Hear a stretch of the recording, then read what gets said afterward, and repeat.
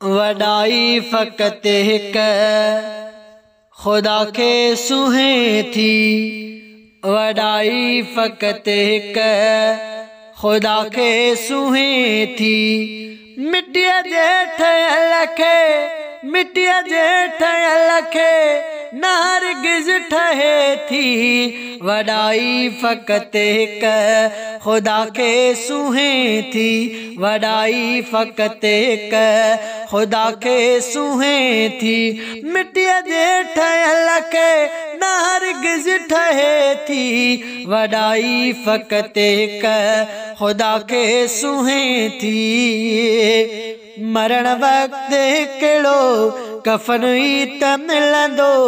मरण वक्त हिकिड़ो कफ़न ई त मिलंदो। ॼम जो हिते आ उहो नेठि मरंदो।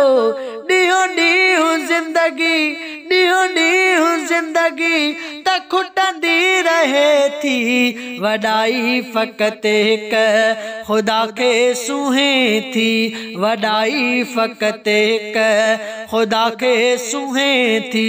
मिट्टीअ जे ठहियल खे न हरगिज़ ठहे थी। वडाई फ़क़त हिक खुदा के सुहे थी।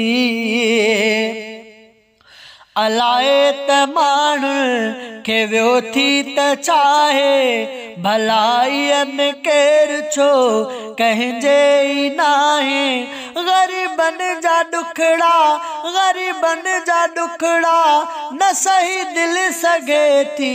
वडाई फ़क़त हिक खुदा के सुहे थी। वडाई फ़क़त हिक खुदा के सुहे थी। मिट्टीअ जे ठहियल खे न हरगिज़ ठहे थी। वडाई फ़क़त हिक खुदा के सुहे थी।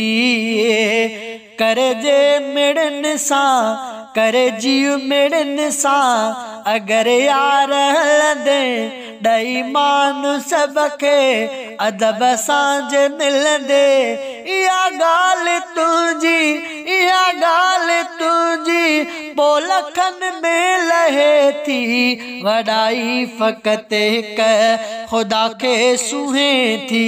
वडाई फ़क़त हिक खुदा के सुहे थी। मिट्टीअ जे ठहियल खे न हरगिज़ ठहे थी। वडाई फ़क़त हिक खुदा के सुहे थी।